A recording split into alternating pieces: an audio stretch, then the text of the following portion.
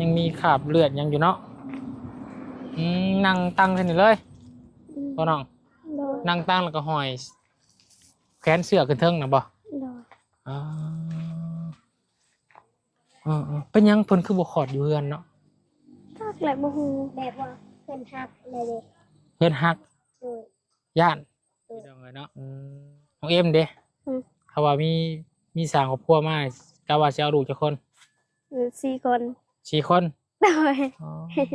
ขั้นต่ำเนาะเท่านั้นเนาะโดย4คนพี่น้องเอ้ยเป็นยังท่านนี่เพิ่นคือมักเอาตอนที่มีลูกแล้วมีคนฮักแล้วบ่มีแฟนแล้วบ่ บ่บ่มี โดย FC ว่า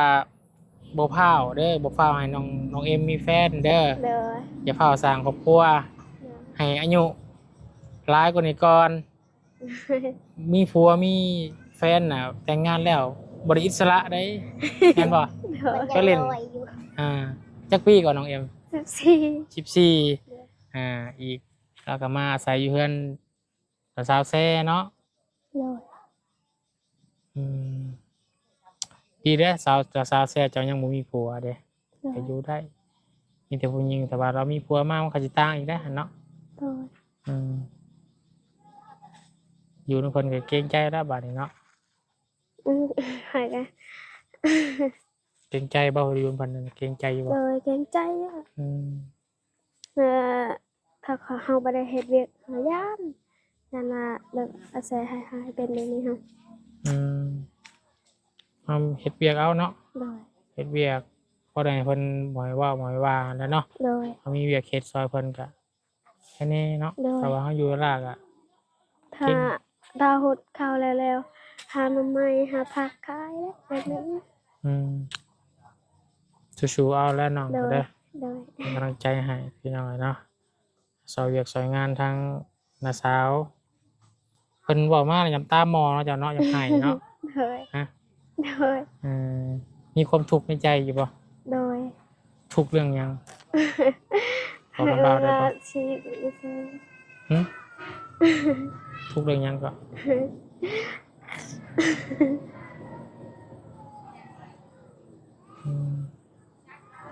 เท่านี้เอื้อนเอาไว้ซื้อข้าวซื้อนมเด้อให้ร้านน้อยชื่อตั้งชื่อไว้ได้นี่ยังบ่ยังจะมีเงินซื้อไก่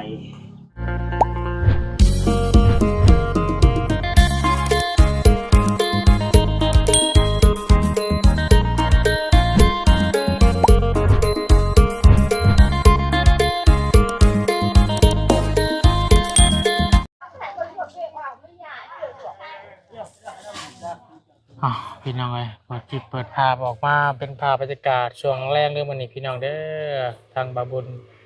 เข้ามาแวะเยี่ยมยามทำข่าวทางครอบครัวน้องบายน้องยายน้องวายพี่น้องเนาะพี่มาทางน้องเอ็มเนาะสบายดีน้องหล่ะน้องเอ็มมากับไผ่ลูกมากับแม่มาได้เช้าผมบ่มาจากโมงเฮาก็ห้ามฮอดเมื่อกี้ดิเด้ฮอดเมื่อกี้นี่โดยมาเยี่ยมทางป้าบ่โดยป้าหรือน้าสาวเนาะจะเป็นของแม่ของน้องหวายเนาะแล้วคลอดลูกใหม่บ่โดยคลอดจะมื้อแหละ30 มื้อแหละ30 มื้อแล้วคลอดอยู่ไสใช่พายเบิกหาคอดอยู่ใช่โอ้ยพี่น้องน้องบอลคอดลูกกะไปเบิ่งไปน้องยายพี่น้องยาย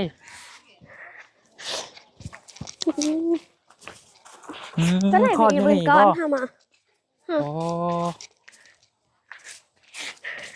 อ๋ออันนี้แม่นเฮ็ดบอลสลับคอดลูกป่ะโดยสบายดีน้องยายบ่มีหลังคาป่ะจ้ะฝนบ่หัวบ่ตกใส่บ่มือแล้วคลอดลูกน่ะฝนบ่ได้ตกป่ะแล้วคลอดกลางวันกลางคืนนี่ตอนเช้าป่ะตื่นแล้วเหรอเห็นบ่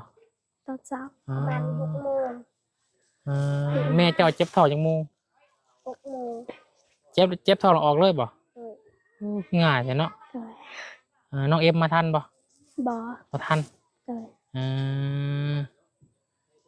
อนาซาแซ่ว่าแล้วบ่ บ่เมื่อกี้อบายโทรว่า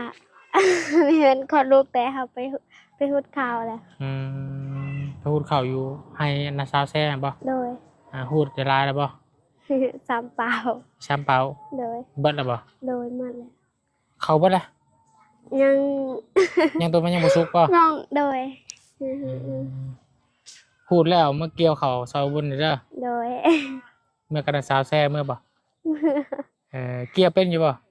เป็นเคยเกี่ยว เคยเกี่ยวอยู่เนาะ โดยอยู่บ้านเคยอยู่บ้านแต่เคยเกี่ยวเขา เดี๋ยวอีกชวนนาซาแซ่เจ้าเพราะว่าเคยได้เว่าร่วมกันอยู่กับนาซาแซ่เจ้าว่าถ้าว่าบุญได้รถได้ล่างอาจสิพาเมื่อเรียนบ้านเมื่อว่าเมื่อเรียนบ้านเซโน โดย เหมือนกับนักสลาเนาะ โดย พี่น้องเลยก็แล้วเดี๋ยวให้เพิ่นพูดเขาแล้วก่อนเมื่อจะ2-3 มื้อแล้วก็มาเนาะมาพร้อมกันกันระบาบุญเมื่อบ่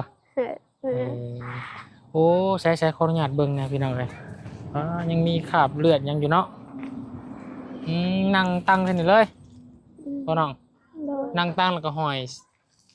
แขนเสื้อขึ้นเทิงนะบ่ โดย เป็นหยังเพิ่นคือบ่ขอดอยู่เฮือนเนาะ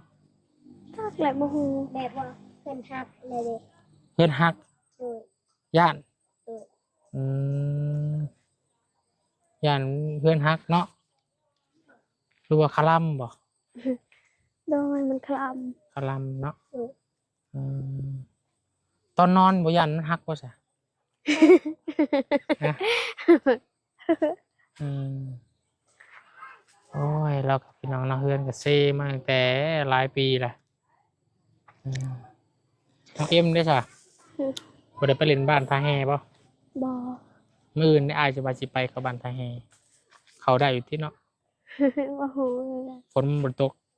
หลายมื้อเติบแล้วเนาะ โดย ว่าจะเข้าไปเพื่อนน้องวัสนาจะจักป่ะเพื่อนพัวเราซื้อพาวป่ะไอ้พาวป่ะ ชื่อพาว พาวหรือฮาว อภิญาละละเมือนตะเก้าวันหมดเลย เพื่อนไอ้เอื้อยน้องไอ้ยังก็น้องอ้อยอยู่บัสกีเลย เฮือนทาเปล่าเห็นบ่ อาเป้าป่ะจะรู้จักอยู่ป่ะ โดยพี่จัก เพื่อนจะเข้าไปหาเพื่อนคนละขามห้วย2 ห้วยพูเนาะนั่งแพไปขามเรือ รถไปบ่ได้โอ้ยพี่น้องจักคนล่ะน้องเจ้านี่ 5 คน โดย มีอ้ายเอื้อยเนาะอ้ายผู้หนึงเอื้อยผู้หนึงว่ะ โดย ผู้นึงเป็น8 คนเนาะ โอ้ยพี่น้องเอ้ยเนาะบอกให้แม่เจ้าไปซักยาคุมเด้อบัดนี้เด้อ โดย อย่าเอาลูกหลายพี่น้องเอ้ยเนาะน้องเอ็มเด้เขาว่ามีสร้างครอบครัวมาเจ้าว่าสิเอาลูกจักคน 4 คน 4 คน โดย ขันต่ำเนาะเท่านั้นเนาะ โดย 4 คนพี่น้องเอ้ยเป็นหยังท่านนี่เพิ่นคือมักเอาลูกหลายเนาะ จักแหละบ่ฮู้ บ่ฮู้เลย เจ้านี่เอา4 คนนี่เป็นหยังคือตั้งเป้าว่า4 คน ก็แบบว่า ยันเลี้ยงบ่ไหวเด้ เอา4 คนก็พอเนาะ โดย เพราะให้เพิ่นอันยาวเฒ่าเฮาแก่มากพอได้มียิง2ใส่2พอดีเนาะ โดย ก่อนสิมีลูกมีคนหักแล้วบ่มีแฟนแล้วบ่ บ่ บ่มี โดย FC ว่าบ่พร้าวเด้อบ่พร้าวให้น้องเอ็มมีแฟนเด้อ โดย อย่าพร้าวสร้างครอบครัวให้อายุหลายกว่านี้ก่อนมีผัวมีแฟนน่ะแต่งงานแล้วบ่ได้อิสระได้แม่นบ่ โดย ก็เล่นจักปีก่อนน้องเอ็ม 14 14อีกประมาณ20จังเอาอีก6 ปี ยังเอา 20ปลายพุ่นคือว่าแล้วผู้บ่าวสิเป็นสาวผู้บ่าวก็ตอมแล้วเนาะ แล้วก็มาอาศัยอยู่เฮือน สาวแซ่เนาะ โดย อืมดีเด้อสาวแซ่เจ้ายังบ่มีผัวเด้ โดย ก็อยู่ได้มีแต่ผู้หญิงแต่ว่าเรามีผัวมามันก็สิต่างอีกได้อหั่นเนาะ โดย อืมอยู่นำเพิ่นก็เกรงใจแล้วบัดนี้เนาะ หายกัน เกรงใจบ่อยู่นำเพิ่นนั่นเกรงใจอยู่ โด บ่ ยเกรงใจอะ อืม ถ้าเขาบ่ได้เฮ็ดเวียกหายามนั่นน่ะแบบอาศัยให้เป็นแบบนี้ค่ะ อืมเฮ็ดเวียกเอาเนาะ โดย เฮ็ดเวียกพอได้เพิ่นบ่ให้เว้าบ่ให้ว่าแล้วเนาะ โดย เฮามีเวียกเฮ็ดซอยเพิ่นก็แค่นี้เนาะ โดย แต่ว่าเฮาอยู่ลากอะ ถ้าดาวหดเข้าแล้วหาหน่อไม้หาผักขายแล้วแบบนี้ อืมสู้ๆเอาแล้วน้อง โด ก็ ย เด้อ โดย เป็นกำลังใจให้พี่น้องเนาะซอยเวียกซอยงานทั้งน้าสาวเพิ่นบอกมาแล้วยำตามองเนาะเจ้าเนาะอยากให้เนาะ โดย ฮะ โดย มีความทุกข์ในใจอยู่บ่ โดย ทุกข์เรื่องหยังขอคำบ่าวได้บ่ ชีวิตอีสาน หึทุกข์เรื่องหยังก็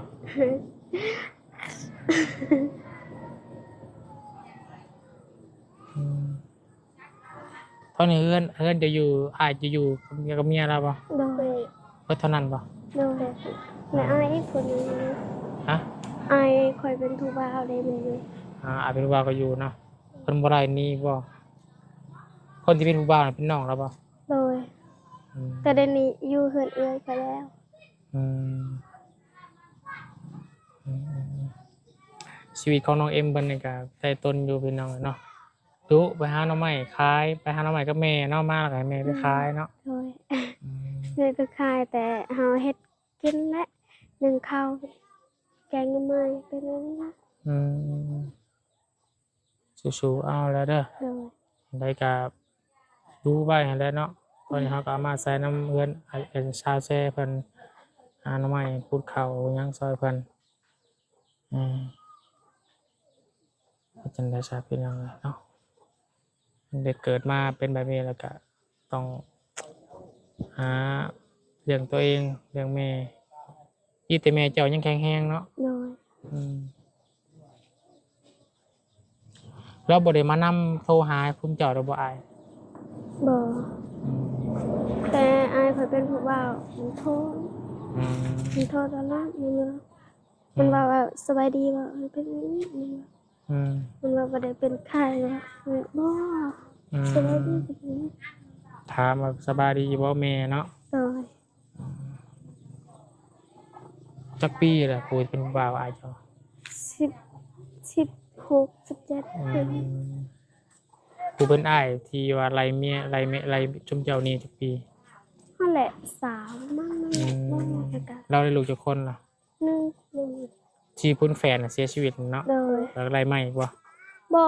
คนติดเฟซบ่มีฮู้หันเดเสียแล้ว แต่คนผู้หนึงก็ยังดีเด้ อืม เสีย อืมอ่ากำลังสิกลับบ่นี่เจ้ากำลังสิกลับบ่ โดย อืม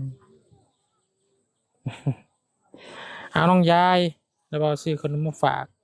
แบ่งกับเอ็มคนละถุงเด้อ โดย เอาเอ็มถุงหนึงอันนี้น้องยายถุงหนึง ขอบใจ อันนั้น อืมปันกันคนละถุงเนาะอืม นี่แหละ น้องร้ายชับน้องยายก็ได้ไปเข้าโรงเรียนที่เก่าบ่ใกล้จะฮอดวันครูแล้วนี่เนาะอืมมีหยังของขวัญให้ครูหนูมีหยัง โดย เออไปหาหน่อไม้คือบอกจันบอก หาหน่อไม้หมัดไปเลยนี่เด้อครู่เด้อร้านเอาหน่อไม้มาฝาก ร้านนู้นมีของขวัญปีใหม่ดอกของขวัญวันครู่อ่า โทรศัพท์น้องเอ็มยังใช้ได้คือเก่าบ่ โดยยังใส่ สัก ได้ ปีแล้วเนาะซื้อให้เนาะไม่ถึง2 ปีแล้วบ่เนาะ ได้ ใกล้แล้วเนาะรู้ว่าปีหนึ่งบ่วะปีหนึ่งน่าจะปีหนึ่งเนาะปีหนึ่งซื้อให้เจ้าก็ช่วงย่ำพูดเข่าอะเนาะ ไปพูดเขาหน้าเพื่ออยู่ไฮอาแชร์เนาะอ่าใกล้เติบไปกับทางยากคือเก่าวะ ยังใส่ อยู่สวนอาแชร์นะ ยากแหละ เวลาเอามาเนี่ยได้จ้ะ ฮะ เวลาเอาเข่ามานะ ยาก เจ๊เซนี่เกียร์มานี่ โดย อ๋อเจ๊ไวบ่เจ้าจักสอบเจ๊เจ๊ เอ่อเอ่อหาใส่ไม่ค่ะบ่ได้ใส่หลายใส่น้อยให้ค่ะ อืมอืมไอ้ายนะกำเงินหลายแท้นี่เอาเงินไปใช้ แต่มันเป็นเฮ็ดพูด เงินไปให้ครู่ไปซื้อของขวัญให้ครู่บ่เจ้าสิซื้อหยังให้เรา ซื้อสบู่ อืมอยู่สบู่ไปสนอพาระบาบุญขึ้นเพื่อนๆนะปะ โดย จะเบิ่งร้านหน่อยปะจูฟืนจูไฟ มาดะ หามื้อเพิ่นสิอยู่กำจังมื้อเด้เนาะ รถเอามาตั้งกระเกินนะเพราะว่ารถเกก็ตาย เพิ่นสิอยู่กำจังมื้อเด้เนาะน้องเย็นเนาะอืมไปอึบสบายดีห่วยไม่ค่าเบียนมาขายหยังกันมื้อนี้ฮะโอ้เนี่ยมันหักจะเป็นยังไงใช้เออโอ้ยไปตามแข็งแห้งอยู่บ่ได้เป็นหยังเนาะคือขอดง่ายขอดได้แต่นอลูกก็ได้บอยเวียนเจ้าคือบ่เอาอีกไงลูกนะฮะสบายดีแม่เมาวานนี่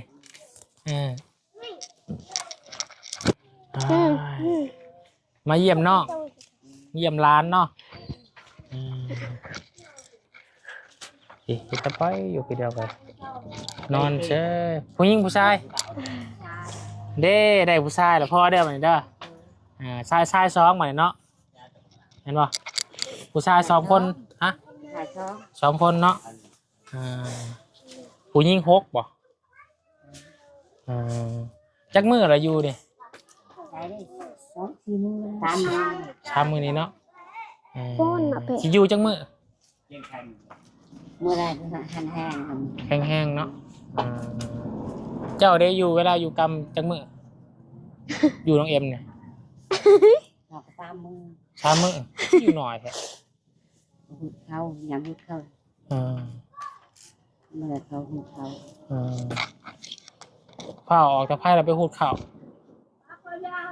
เมื่อบ่บ้านอื่นเขาสิเมื่อบ้านเจ้าเมื่อวันตายแห่เมื่อบ่เป็นหยังมาจากเมื่อยามปัญหาบ่ ยานเย็นมันหายานทีเด้ บ่ลูกกับสิตีแม่ ยานมันว่าเอ้าสิมาเฮ็ดหยังบาดแผลเด้ยานเขาว่านี่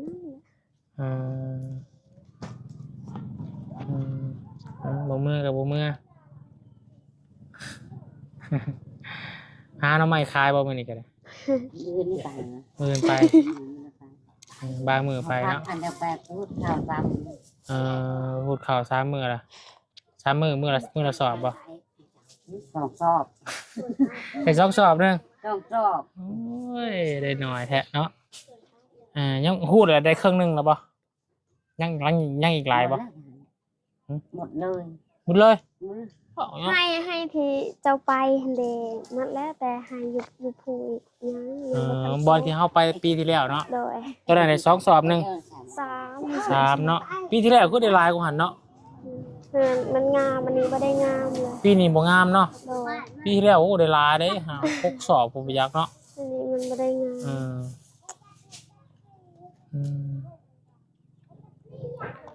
เกี่ยวข้าวเป็นบ่เป็นบ่ เป็นเลยป้าต่อเคย เคยเกี่ยวอยู่ใช่ ไปมีแรกเดินนี่อ่ะ เกี่ยวเข้า อ่า เกี่ยวเข้าให้เกี่ยวแค่น้องก็อายน้องก็อาย เอ้ยคนอยากอายุน้อยนะเนาะอยากออกหมู่อยากห้องหมู่อ้าย ก็เกี่ยวแล้วน้องพาไปเกี่ยว ฟังเบิ่งก่อนพี่น้องให้เจ้าพูดเขาพูดน้ำแล้วก่อนจังสิพาเมื่อกินอยู่นอนน้ำกินน้ำแล้วก็นอนน้ำอีก นอนน้ำอยู่ นอนน้ำเมียนอนในเฮือนนั่นแหละนอนในเมตุ้ยเห็นจะเบิ่งคลิปข่อยอยู่บ่เบิ่งคลิปข่อยอยู่บ้านอยู่บ่เบิ่งอยู่บ่ เด้อ เห็นบ่หน้าอ้าย เลย เห็นเนาะ มันกว้าง กว้างไหน เลย ก็สิเกี่ยวเบิดสุบายกับเพื่อนอ้ายบ่มีไผมีแต่ข่อยกับเมียข่อยเฮ็ด2คนบ่มีไผเฮ็ดซอย นอกจากจ้าง ป้าไม่ป้า จ้างก็มีคนมา เพื่อนเลยป้า เขาก็เกี่ยวข้าวไผเขามันนะเมื่อยเมียข่อยฆ่าลูกน้อยน้องวินเนอร์ยากเลยว่าปือใดเจ้าพูดเขาแล้วสิพาอาแช่เมื่อเจ้าเมื่อเอ็มเมื่อขี่รถไกลได้อยู่ติ บ่ได้เมาบ่เมาก็นั่งนอกกันเนาะนั่งกระบะเนาะ สิเมื่อดีบ่ดีเมื่อบ่ เอาสิจ้างดอกเอาสิจ้างมื้อละ10,000 เอาน้องบายไหวไม่ใช่ นักจะไปเล่น อาจจะไปเล่นมาเล่นบ่าวบ่ ไปส่งหมู ส่งงูเห็นน้องวายโทรหาอยู่เหมือนพี่น้องเลยเนาะอยากให้ทั้งน้องแช่มาเฮือนเหมือนกันเนาะเพราะว่าทางแม่คลอดลูกก็จะเจ็บท้อง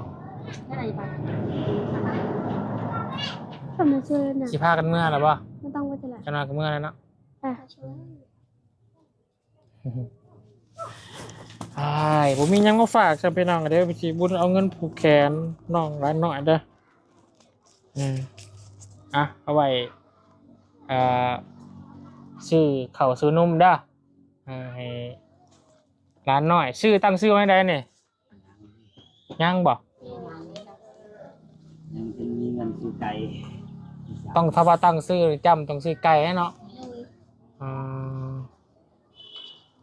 คิดว่าจะตั้งชื่อแบบไหน ทา เท่าท่า เลย จันท่าบ่โอ้ยเนาะ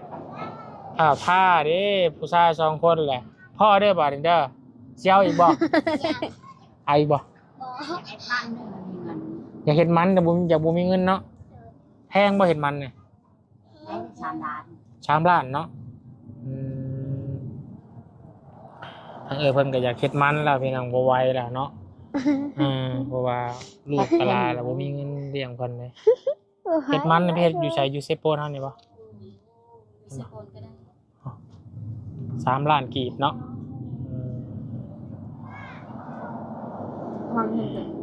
จักปีเลยเจ้าฮู้อายุตัวเองบ่ เจ้าจักปีเบียน18บ่เจ้า เอาเลย35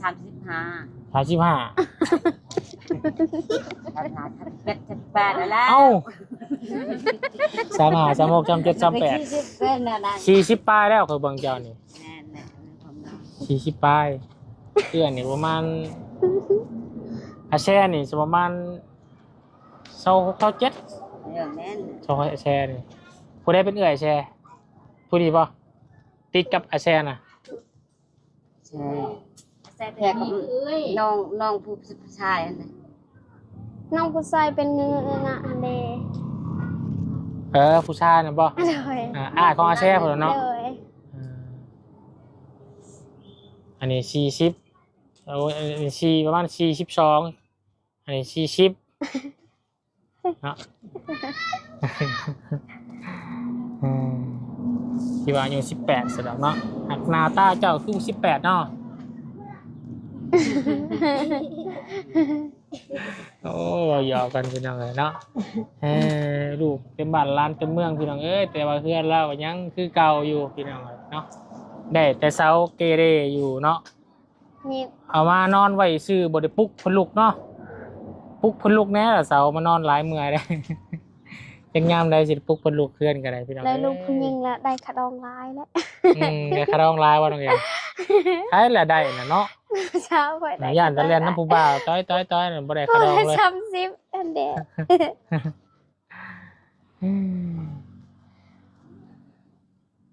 คาร้องพูละส่วนแล้วเขาแต่งงานอยู่แต่ละก็คาร้องเจ้าแต่ละก็20 ล้านเนาะได้แต่10 ล้านเอาลามาหับเ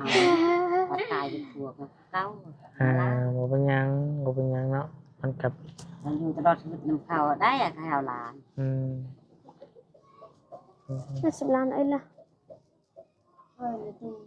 อืม ไปชาเดี๋ยววนไปที่เวียกทางอื่นก่อนเด้อ ได้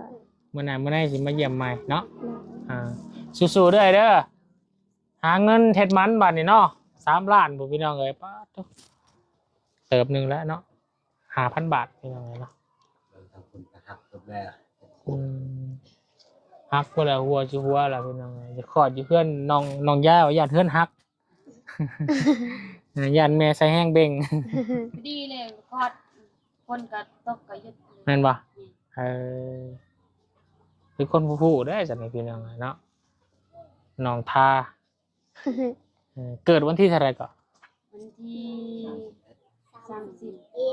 30 30โอ้เดือนนี้บ่ได้เดือนที่แล้วบ่มี31 แม่ นะ นวันที่ วันที่ โอ้วันที่หนึ่ง วันที่หนึ่ง โอ้วันที่หนึ่งเลยเนาะวันที่หนึ่งวันเสาร์6 โมง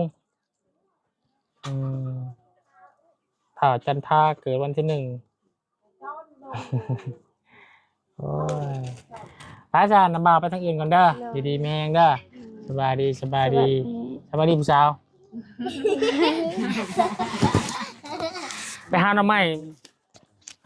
มาอีกเด้อสิซื้อซอยมือได้เนาะเอามือประมาณวันมื้อนี้วันหยังวันศุกร์วันเสาร์เนาะอาทิตย์จันทร์เพราะวันจันทร์มื้อหาหน่อไม้มาขายเด้อสิซื้อซอย ไปสาวโอเคสู้ๆบรรจุสุกคนเด้อไปน้องยายไปหาซื้อหาน้องใหม่ไปฝากครูเด้อเห็นป่ะสู้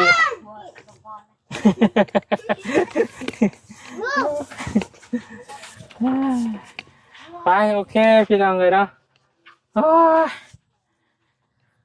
เราก็จะเฮ็ดมันอยู่พี่น้องแต่ว่าบ่มีเงินเนาะแต่ว่าซ้ำเฮ็ดมันเนี่ยตกอยู่ประมาณ3 ล้านพี่น้องเลยน้องๆแล้วก็บ่ไหวแล้วพี่น้องเลยเนาะเรือนก็จนสิมีบ่อนอยู่แล้วเนาะลูกเต้าบัดเกิดเอา8 คนล่ะพี่น้องเลยเอาก็เป็นกำลังใจอีกครอบครัวหนึ่งพี่น้องเลยเนาะสำหรับครอบครัวน้องไว้เนาะที่เป็นแม่ใหม่อายุแต่ยังหน่อยพี่น้องเลยเนาะผัวตายป้าแม่ก็เกิดลูกใหม่พี่น้องเลยก็เป็นผู้ชายเวลาก็ได้ชาย2 หญิง 6ไปพี่น้องเลยเนาะเกิดอยู่บนนี่พี่น้องอยู่ตูบนี่พี่น้องเลยเนาะพระเจ้าโอเคเดินทางมาทางอื่นก่อนเด้อพี่น้องเด้อสำหรับคลิปนี้ขอบุญขอบคุณขอบใจขอให้พี่น้อง FC ผู้ใหญ่ใจบุญทุกท่านที่เข้ามาชมเป็นกำลังใจกับขอบคุณสารวัตรตลอดมาเนาะสำหรับคลิปนี้ไปแล้วสบายดีพี่น้องเลย